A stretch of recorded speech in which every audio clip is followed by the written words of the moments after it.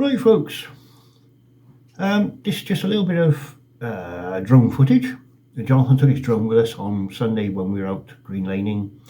Unfortunately, due to technical issues with the speed of the footage, I wasn't able to use it in the upcoming videos of the day on my YouTube channel.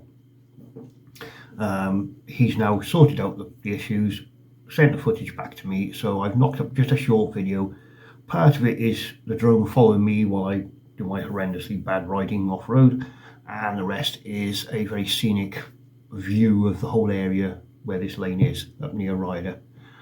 Hope you enjoyed. Not the greatest of excitement. Apologies for the music that's on there. I'm restricted to what I can use because of copyright laws, etc. So I had to find something. Otherwise you'd just be staring at a picture with no music, which is no fun. Anyway, go enjoy the video, and whatever you're doing folks, please be safe, ride safe and have fun. I haven't forgotten. Toodles!